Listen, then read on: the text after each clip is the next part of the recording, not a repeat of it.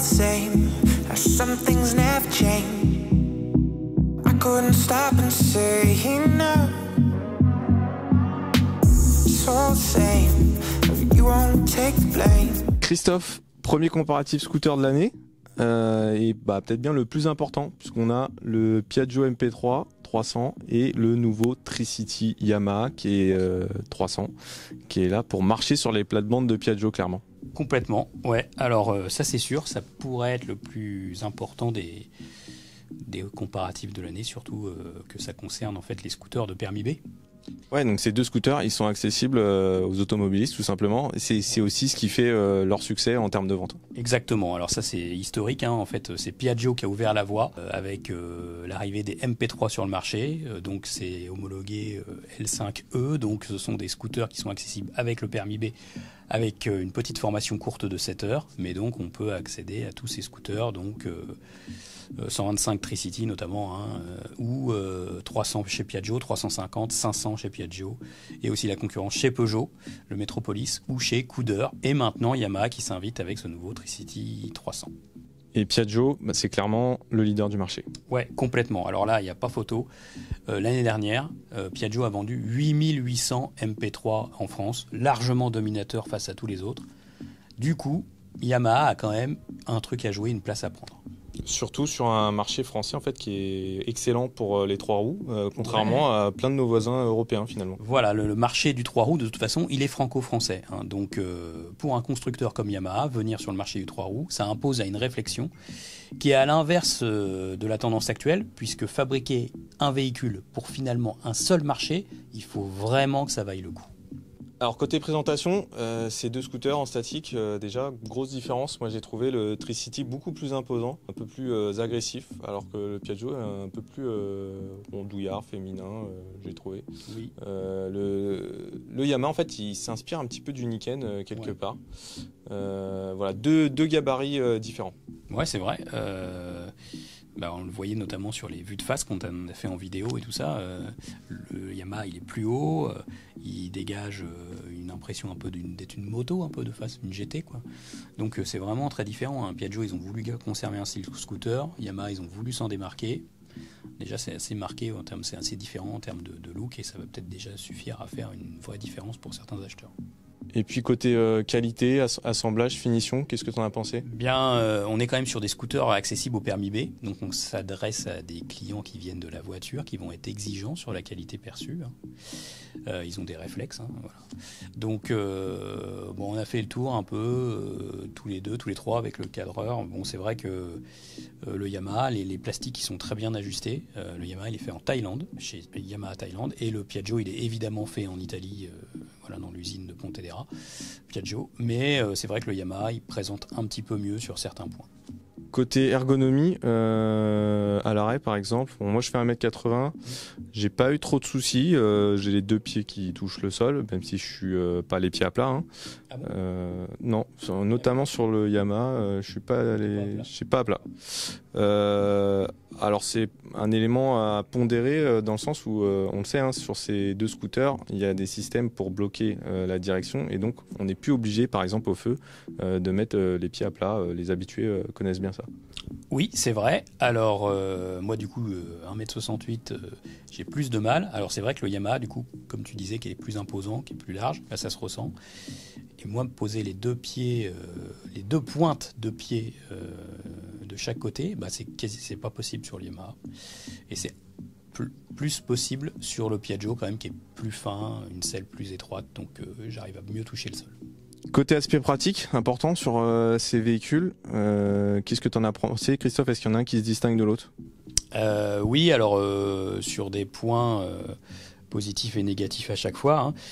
Donc le Piaggio il a un petit vide-poche en position haute, c'est assez intelligent, hein, au-dessus du tableau de bord.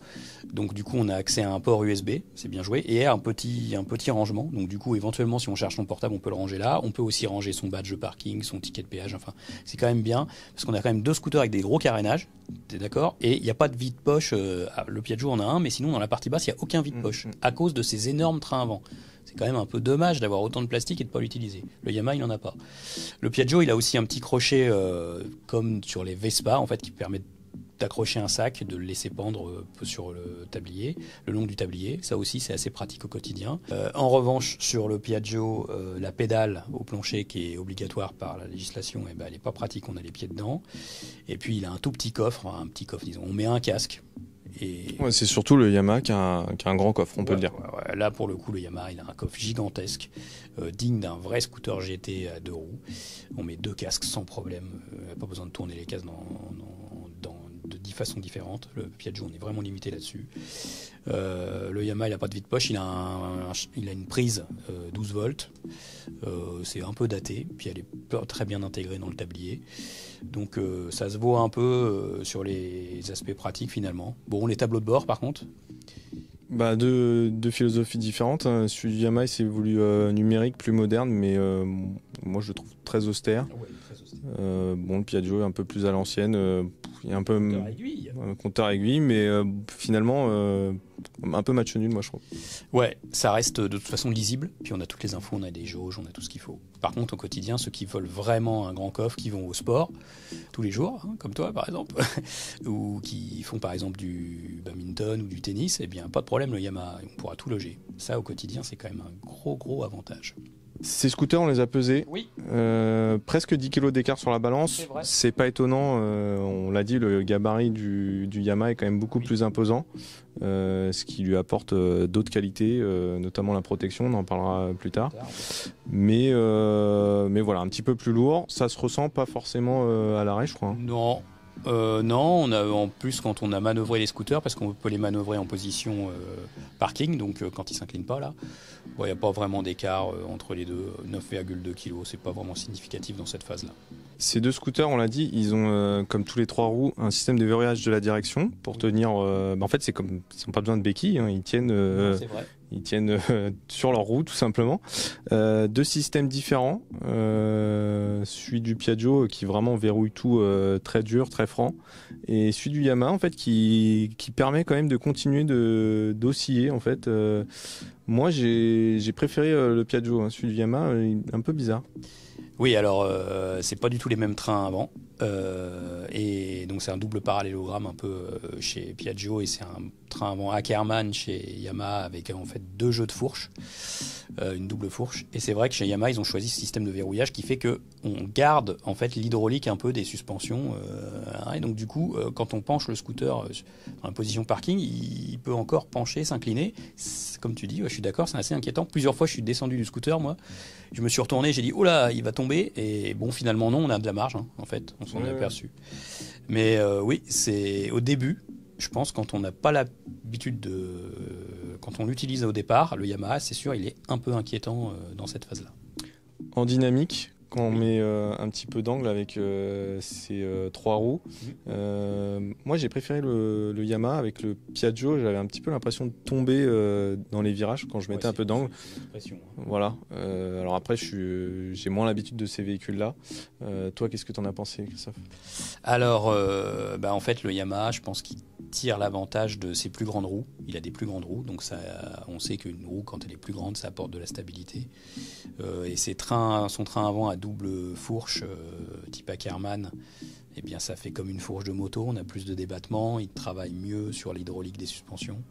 Donc forcément, à mon avis, oui, il y a plus de stabilité. Bon, moi, je l'ai vu sur autoroute, à haute vitesse. Le Yamaha, il est plus rail, il file droit. Et le Piaggio, il cherche un peu. Et dans les virages, on a une expression, nous, quand on teste les 3 roues, c'est qu'on s'aperçoit que le Yamaha, tu sais, il pioche un peu. Pas le Yamaha, le Piaggio, il pioche un peu. Tu vois, c'est ce train avant qui remonte. Le Yamaha, il le fait moins. Mais ça vient de son train avant, en fait. Il est plus sain. Côté freinage, qu'est-ce que ça dit ? Bon, alors c'est bien. Franchement, c'est 2 mêmes équipements à peu près. On a fait des tests dans les graviers pour rigoler comme ça, mais on savait. L'ABS, il se déclenche bien. Ça va créer un rebond dans le levier, bien sûr. On peut aussi choisir de freiner qu'avec la pédale de frein. Peut-être que les automobilistes sont très sensibles au fait de pouvoir freiner comme ça. C'est un freinage intégral à la pédale. Tu appuies sur la pédale, ça freine l'avant et l'arrière. L'ABS se déclenche, et même si tu freines dans les graviers, tu vas pas tomber, ou sur le mouillé non plus. Donc ça, c'est quand même beaucoup de sécurité par rapport à un 2 roues, même un 2 roues équipé de l'ABS, qui à un moment pourra quand même se dérober. Là, on a quand même plus de sécurité.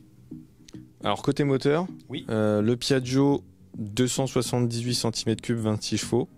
Pas tout à fait 300 cm3 d'ailleurs. C'est vrai. Et le Yamaha 292 cm3, 28 chevaux. Oui. Donc finalement des performances homogènes. Nous on a testé au feu. Ouais, c'était à peu près ça. Hein. C'était à peu près ça. J'ai perdu. J'ai perdu parce que tu étais plus vif. Mais non, c'est des performances qui se rapprochent. Les vitesses de pointe, c'est presque les mêmes. Il n'y a pas beaucoup d'écart. Le Piaggio, il a un moteur assez vif quand tu ouvres en grand. Tout en haut, il prend un peu de tour. Il est un petit peu sportif. Le Yamaha, il est plus linéaire. Bon, voilà. Par contre, le Yamaha, il est plus agréable sur les vitesses plus élevées parce qu'ils ont dû bien calculer la transmission. Il fait moins de bruit, il vibre moins, il mouline moins. Donc entre 110 et 130, il accepte bien. Toi, tu as fait l'autoroute. Ouais. Non, j'ai aucun problème. Hein. C'est des moteurs qui font largement le job qu'on leur demande en fait finalement. Ouais. On peut sans problème faire donc bien sûr de la ville, mais des trajets sur voie rapide, c'est largement faisable. Aucun souci.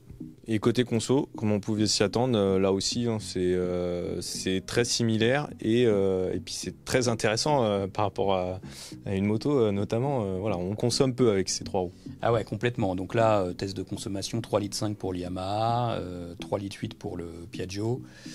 Bon, si tu fais des mesures sur un mois complet, à mon avis, ça s'équilibre.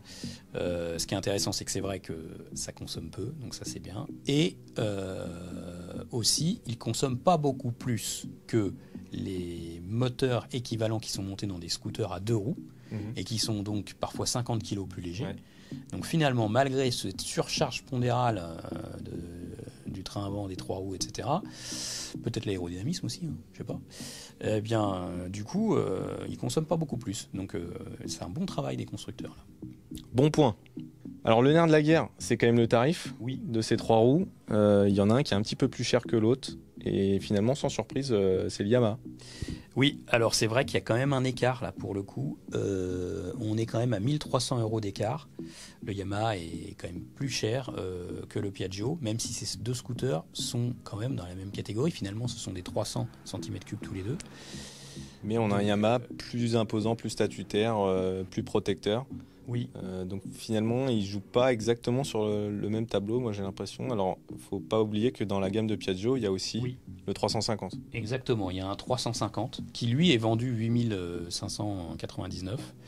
Donc avec un moteur un tout petit peu plus gros, mais lui avec le gabarit du MP3500, donc bien plus protecteur et cossu. Donc en fait, le Yamaha Tricity 300, il joue un peu sur les 2 tableaux. Il se veut d'une cylindrée de 300 cm3, mais il est aussi gros qu'un 500. Et peut-être que c'est ça en fait le truc. C'est que Yamaha, quand ils nous ont présenté ce scooter, ils ont défendu leur argument dynamique, le fait que ce soit un scooter qui respecte la philosophie moto, etc. Bon ok, discours marketing, tu as l'habitude, tu connais. Mais comme ils n'ont pas de 500 en fait dans leur gamme, bah, il fallait faire un 300 qui puisse faire tout, quoi, qui puisse combler l'absence d'un 500. Donc il a été conçu comme ça. Donc on verra à la fin de l'année dans les chiffres d'immatriculation si Yamaha a eu raison de faire un 300 qui pallie aussi à l'absence d'un 500 ou pas. Mais on verra surtout l'avenir, parce qu'on a déjà vu des plans fuiter sur Internet, peut-être, d'un futur T-Max 560 à 3 roues. D'accord. Et là, ça va franchement bousculer toute la catégorie, quoi. Ouais, un 3 roues qui serait vraiment le premier vraiment sportif, quoi. Le premier vraiment sportif, homologué A2 et avec un peu de chevaux, et qui sera pas comme une Nikon, qui sera un vrai scooter avec un coffre. Mais qui sera pas à destination du coup des permis B. Certainement accessible au permis B. Ça va être intéressant.